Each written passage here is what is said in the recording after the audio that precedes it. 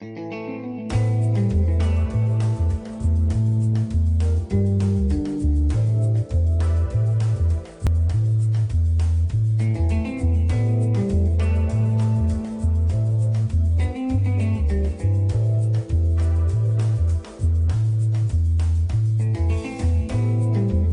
to you from the Hudson Media Group studio, this is Talking Politics, and I am New Jersey's premier journalist and the sworn enemy of all the local liberals, toxic progressives, social justice clowns, and woke fools throughout Hudson County, Fernando Uribe. Happy October to you all. Hope you're doing well.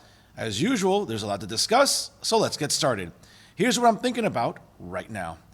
Folks, I remember back on January the 20th in 2017, I had the distinct privilege of receiving an invitation from the New Jersey Republican Party to attend the inauguration of the 45th president.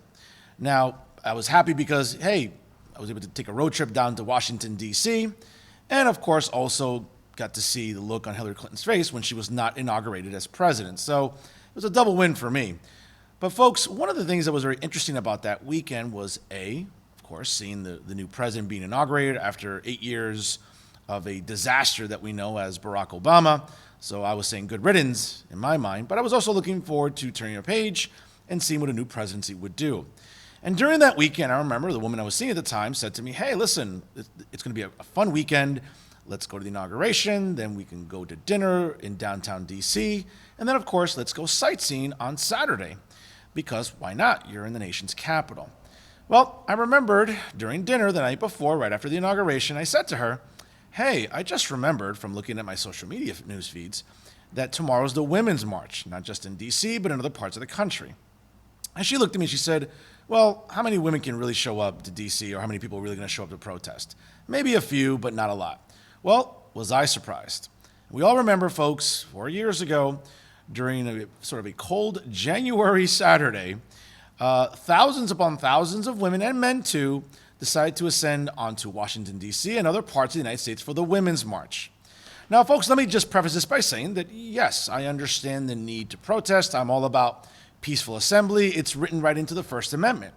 We all know what peaceful assembly got corrupted as last summer, as BLM and Antifa, well, more BLM if anything, decided to burn down cities and destroy public and private property. But again, I'm always about peaceful assembly and the right to protest. If you have a grievance, go ahead, speak your mind, but do it in a way that's respectful and not bombastic or belligerent. Sure enough, leave it to liberal women to ascend upon the nation's capital with some of the most egregious and preposterous signs you'll ever see. And of course, at the Women's March there, some of the speakers included Linda Sarsour, one of perhaps the biggest anti-Semites and radical women on the planet, lecturing us about the toxicity of the patriarchy and how evil men are. Yes, lecturing us about the evil, of course, and what makes the patriarchy so despicable while wearing a hijab and being submissive to perhaps the most oppressive religion on the planet, that we all know is Islam. But let me not digress. Let me get back to the topic at hand here. 4 years later, the Women's March continues, and this past weekend up in Bergen County, the Women's March continued. And of course, we had the usual insufferable activist groups like Planned Parenthood of New Jersey, and of course, Women for Progress. Women for Progress. Now, folks, if you've checked out their social media pages, you'll see at times, if not almost every hour of the day, they're absolutely insufferable. Now, I wouldn't know about the Women for Progress page since I've been blocked on Instagram, obviously, because, they can be petty like that. But folks, this is one of the things that really concerns me about, what goes on at these marches. You can march for women's rights. You want to talk about equal pay. You want to talk about equality. That's fine. I don't have an issue with that. But when you're trying to sort of stir up people on, nonsensical, hysteria, that's where I'm going to draw the line. This is where I'm going to call you out. And I talked about it last week, and I'll talk about it again. One of the big topics during the first gubernatorial debate between Governor Phil Murphy and his Republican challenger, Jack Ciattarelli, was about reproductive rights in New Jersey. And I said it last week, and I'll say it again. They're not under attack. Now, you wouldn't know that by looking at the Instagram or Facebook pages of Planned Parenthood and also Women for Progress. You would think that we're coming for every woman's uterus in the state of New Jersey. And I get it, folks, that there's a big hysteria now about what's going on in the state of Texas. Folks, again, as I said last week, I'll say it one more time. Maybe you slept through that part of high school history where we talked about the Constitution. And written into the Bill of Rights, obviously into the 10th Amendment, is the concept of federalism, the preservation of states' rights. Now, I'll say for the record, is the Texas bill banning certain abortions over the top? Is it a bit excessive? Is it overreach? Yeah, probably. I'll concede that point. But folks, that's their right to govern their state the way they want. Just like here in New Jersey, I'm sure people in Texas aren't looking across the country and saying, wow, what a dump New Jersey's becoming. Gee, instead of focusing on real curriculum, we're teaching gender identity to 5-year-olds.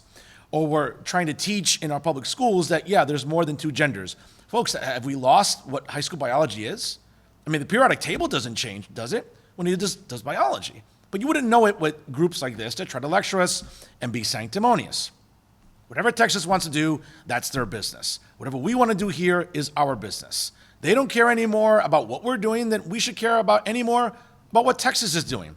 But you wouldn't know that again at the Women's March last week. And again, the usual suspects, such as groups like Women for Progress are up in arms with the usual tantrums, right? And folks, we all know if you look at their page, it's a group of insufferable, do-nothing housewives in Bergen County, Passaic County, probably parts of Morris, nearby, Essex, whatever. They all congregated there last week in Bergen County to bitch and moan because of how hard they have it. Folks, when we talk about groups like Women for Progress, I mean, again, these are do-nothing housewives. What's the hardest part of their day, folks? Let me guess. I don't know, deciding whether to have soy milk or almond milk at their local Starbucks? Or I don't know, which of their husband's credit cards to swipe when they're home, while their husbands are working in their home, I don't know, having mimosa happy hours? I mean, folks, what a hard life these ladies have in this organization. But you wouldn't know it, right? Because they want to stir you up into a frenzy. They want to make you believe that reproductive rights are under attack in New Jersey. Folks, New Jersey is as blue as the Atlantic Ocean, okay? That's not going to change anytime soon. But again, these organizations like Planned Parenthood, who, by the way, take millions of dollars, right, from taxpayers every year, and they're subsidized into, running their clinics, but they also use it to funnel money into a political action committee and support candidates that support their causes. I don't know about you, I don't think that's what our tax dollars should be used for, but again, they get away with it, not just in New Jersey, but across the country. And by the way, all this hysteria about, Planned Parenthood and, how evil Republicans are in New Jersey for wanting to defund it. Guess what, folks? During 2010 to 2018, during the 8 years of Chris Christie, not one Planned Parenthood closed. Not one clinic closed their doors. But you know what? Women for Progress and Planned Parenthood would want to make you believe differently. Folks, we have to stop buying their narrative. Again, it's an hysteria for nothing. No one's coming after anyone's uterus. No one is coming after anyone's birth control in New Jersey. No one's coming after anyone's reproductive rights. Can we stop the madness and stop feeding and giving legitimacy to organizations like Planned Parenthood, more so their PAC, who again stirs up the voter base every election season? And more importantly, can we stop giving any legitimacy to groups like Women for Progress? Folks, if there's ever been a poster child for insufferable housewives, it's this organization. Oh, I'm sorry, is that misogynist of me? Folks, I've been called worse. I'm here to tell you the facts. I'm not here to coddle you. I don't care if I hurt your feelings. I'm here to tell you the truth. And sometimes that can be a bit uncomfortable. That's what I'm thinking about right now. Did you know Jersey City was one of the first in the country to take action on the coronavirus? Face masks mailed to everyone. The first to offer free COVID testing. And Mayor Fulop also got direct cash relief to help residents pay rent and small businesses stay open. Now he's working to vaccinate as many residents as possible, with vaccine centers in every neighborhood and free Uber rides for seniors. Steve Fulop is my kind of mayor. On this week's edition of the 5-time award-winning podcast Talking the Hudson, which you can listen to live every Wednesday night at 9 p.m. by going to www.blogtalkradio.com/talkingthehudson, was the founder and editor of HudPost, which you can find at www.hudpost.com, James De Los Santos. And we spoke for over an hour on a plethora of local and even statewide issues, and here are some highlights for your consideration. First and foremost, we talked about the importance of HudPost as a journalistic source here in Hudson County for residents, even when reporting doesn't become easy. Let's see what James had to say about it. No, absolutely. And, you just mentioned right now about the idea that it entertains people, but there are aspects of HudPost that lately, though, James, has offended some viewers. And I know that in recent weeks, We've had some unfortunate incidents where behind a public school in North Bergen, right off of Kennedy Boulevard, I believe a dead body had surfaced near a parked vehicle. We also saw, I believe, other footage that was uploaded that, listen, the great thing about social media, it gives everybody an opinion, it gives everybody a voice. And while some of us, and I'll be very honest, I have no reservations. I comment often because it's fun sometimes to trigger some of these locals that are really sensitive. But I think that, for someone who does media like myself and, of course, you, I just develop a thick skin. Not everybody likes my podcast. I think I'm almost like a bottle of wine. I'm a certain taste for people, I'm an acquired taste. And you either like me or you don't. It's almost like I sort of equate it to the significance of the Yankees and Lakers and, the Cowboys and Notre Dame and Real Madrid. It's either you like them or you hate them. There's no middle ground. And I think that when it comes to doing media, I think in my case, I know that's how I feel. I don't think there's a middle ground when it comes to how people view my media brand. Either you like Fernando or you hate him. There's no middle road. But I think that lately, we're seeing some people be, a little triggered on HudPost, saying maybe they shouldn't be uploading this. They should respect the privacy of this person, that person.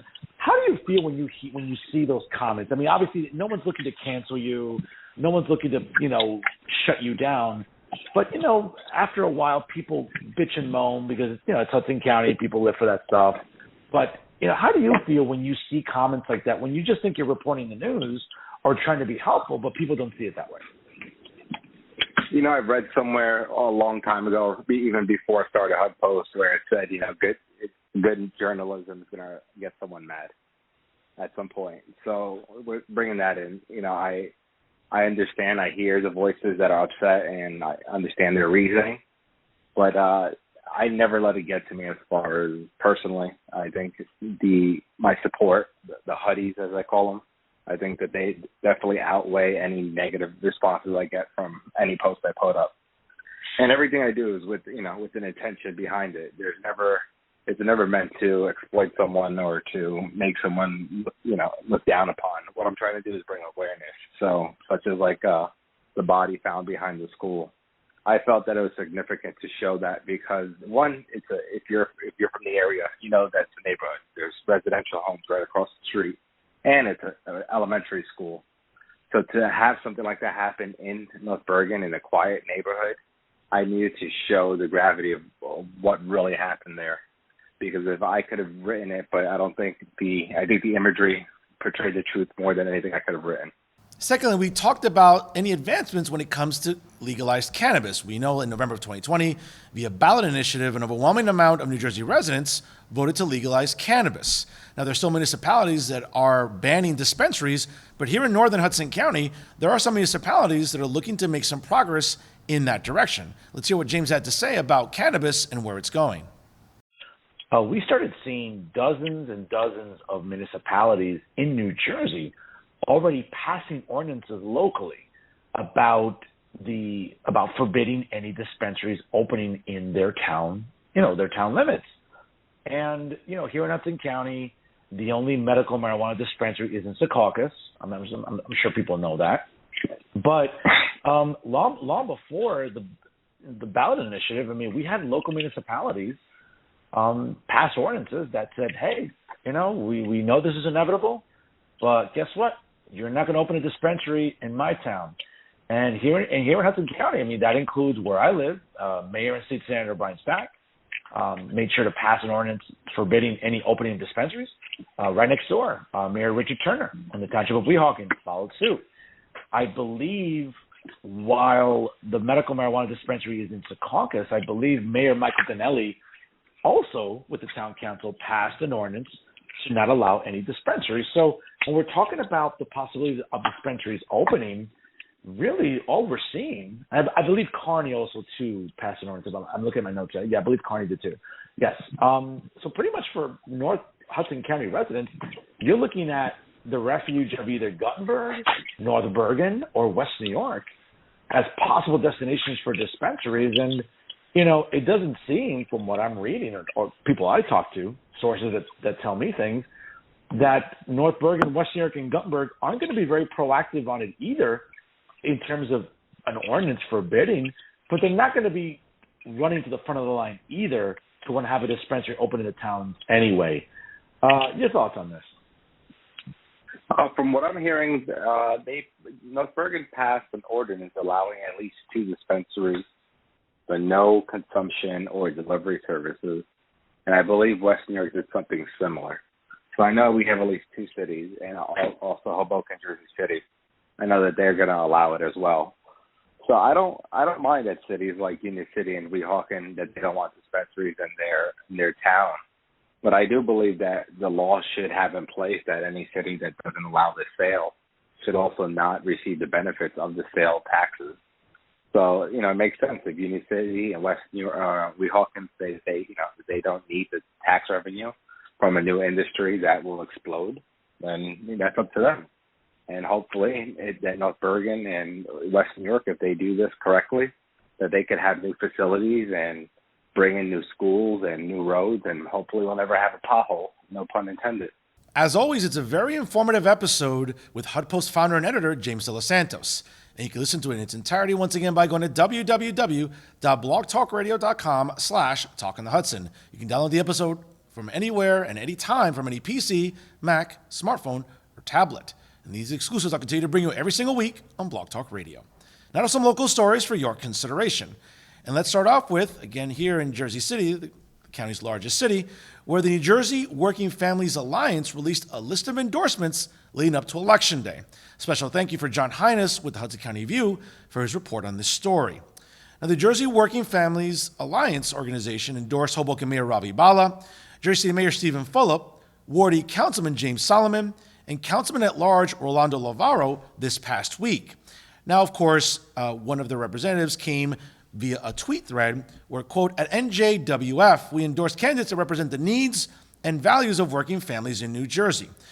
Now, Ravi Bala is running unopposed in the Mile Square city of Hoboken, though 10 people are running for 3 council at-large seats, once again in Hoboken. Now, the New Jersey Working Families Alliance opted not to endorse anyone in that race. Meanwhile, Mayor Stephen Fulop in Jersey City is going head-to-head against author and youth mentor Louis Spears. NJWFA State Director Susan Altman praised for, really levying it on Fulop for, quote, leading the charge in our fight for economic justice. Sometimes I wonder what the hell that means with these liberal groups. She also went on to say, quote, from standing up for higher wages for working class residents to ensuring equitable treatment for the LGBTQ community to fighting back against climate change on the local level, whatever that means, and so many other courageous stances. We know Mayor Fulop will continue to stand with us and with working families of Jersey City, just like he always has done. Again, a statement released this week by Sue Altman. Now, folks, this is, one of the things I'm sure that Mayor Fulop was happy to receive in the news feed. Of course, he was very happy to accept the group's support. Fulop this week said, quote, the Working Families Alliance has been at the forefront of moving our state in a more progressive direction, and I'm thrilled to receive their support. Here in Jersey City, we're proud of our record of leading the way on so many important issues and setting an example for the rest of the state that progressive policies and responsible governance can work together. I don't know about that per se. I mean, it seems like to be an oxymoron there. And we will continue to live up to those values every day. Furthermore, Solomon and Lavaro rallied with Altman last year in opposing the county's contract with U.S. Immigration and Customs Enforcement Agency, otherwise known as ICE, which is now being phased out by next month. Solomon also wanted to say this week, quote, I am honored to receive the endorsement of the Working Families Party because this election is about creating a downtown for working families, not for the developers and special interests who for too long have run roughshod over our community. Folks, this is interesting because when you look at the platform of the New Jersey Working Families Alliance, look at their website, look at their social media. Now, I've interviewed Sue Altman on my Insider NJ podcast, and she's a fair woman. She's fairly reasonable. I don't agree with a lot of our political stances, but she's someone on the left you can have a conversation with. Many on the left just tend to shut down and don't want to even hear an opposing view. Not Sue Altman, though. Sue, again, is fair in wanting to have a dialogue and conversation. But what's weird about these endorsements is that, at least from an optic perspective, Stephen Fulop and James Solomon apparently are diametrically opposed completely. And they're running, obviously, on opposite sides. Mayor Stephen Fulop is running Chief Prosecutor Jake Hudnut in that Ward E council race against the incumbent James Solomon. So again, who's progressive and who's not? I just find these endorsements to be kind of weird where, I get one thing is Ravi Bala, and Ravi Bala tries to be like that woke guy in Hoboken, and he's running unopposed. I mean, he's very fortunate to do that. But in Jersey City, though, folks, it's kind of weird. It's like, well, you're calling both Fulop and Solomon progressives, but if you talk to them, they're on opposite sides of the aisle, ideologically. So I don't know exactly how much weight this endorsement carries, but it'll be very interesting to see coming up on November 2nd. We know Mayor Fulop is going to win re-election in Jersey City by a very easy margin, but the race in Ward E between James Solomon and Jake Hudnut, folks, that could be almost a toss-up. And if you watch a debate this past week via the Hudson Media Group, and by the way, a nice job by Steve Lennox from Tap Into Jersey City moderating that debate, I mean, I would call that a really, really good performance by both. I would give the edge to Jake. I think he handled himself a lot better during the debate, and I think he'll be able to squeeze out a win coming up on November the 2nd. But again, folks, as far as these endorsements go, it's anyone's guess as far as how much weight it carries leading up to Election Day. Let's move south to the peninsula city of Bayonne. Once again, a special thank you to John Highness with the Hudson County View for his report on this story. While Bayonne Mayor Jimmy Davis is celebrating CarePoint Health's effort to convert it to a nonprofit entity, City Council President Sharon Nadrosky is taking this opportunity to again speak out against eminent domain on the local medical center land.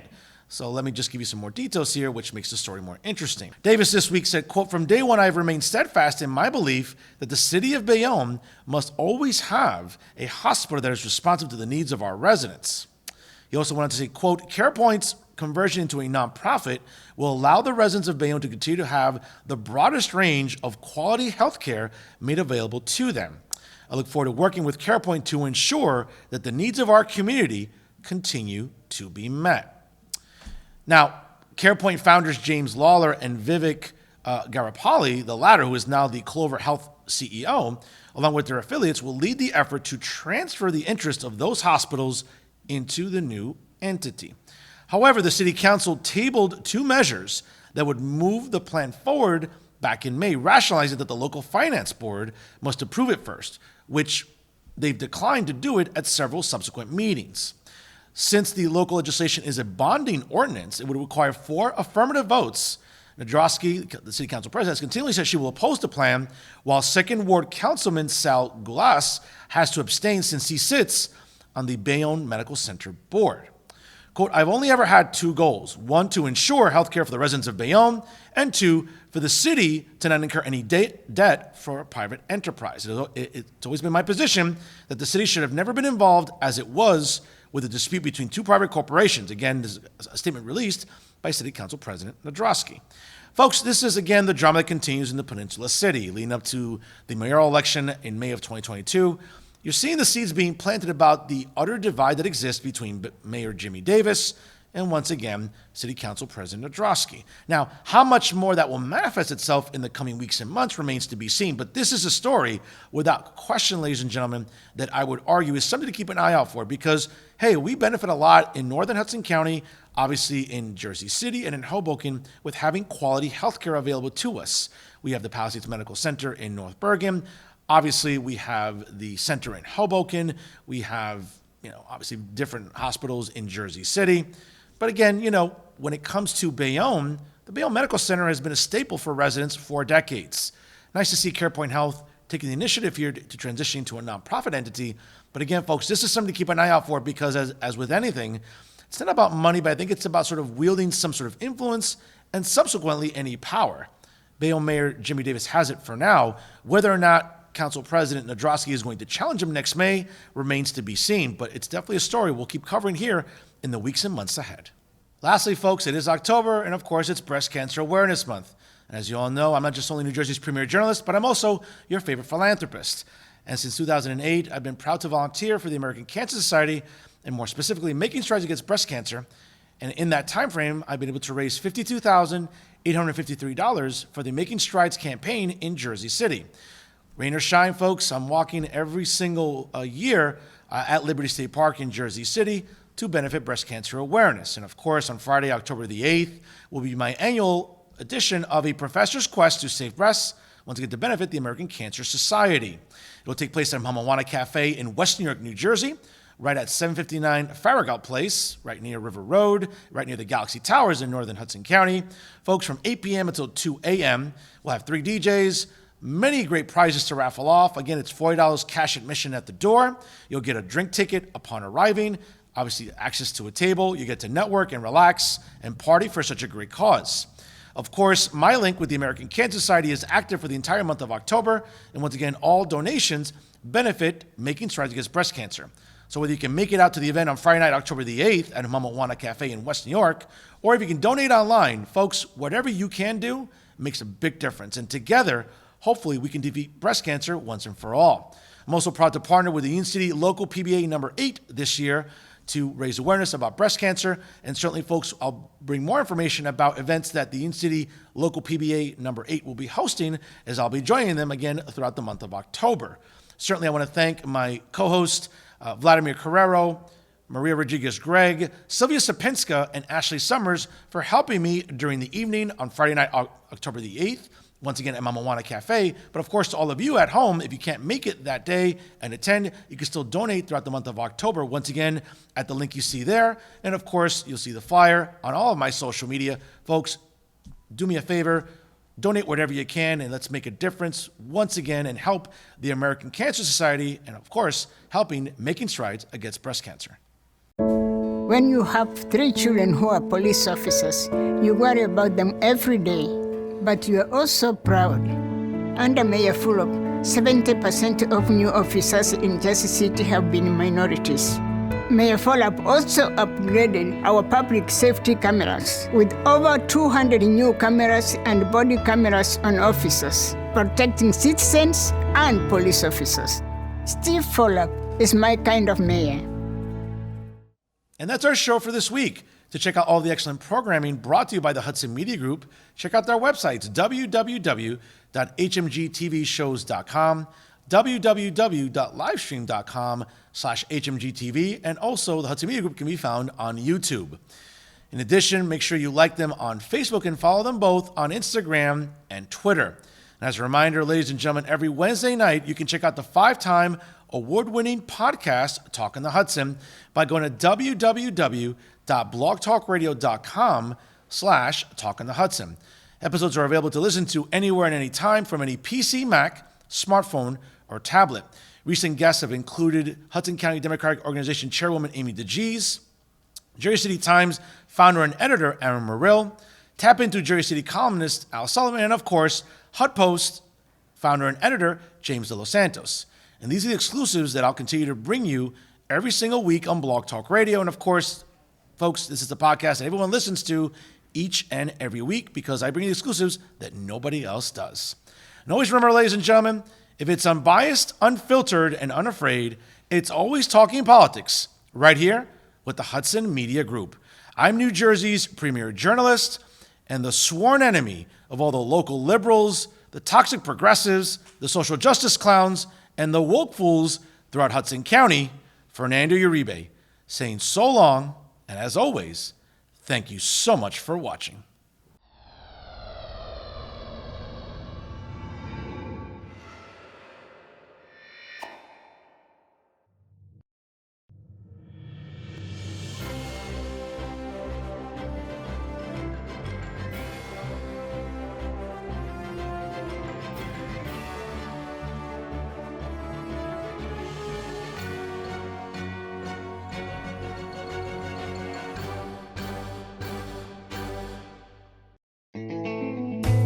Don't forget to catch Fernando's podcast at blogtalkradio.com/talkonthehudson. New episodes available every Wednesday night at 9 p.m.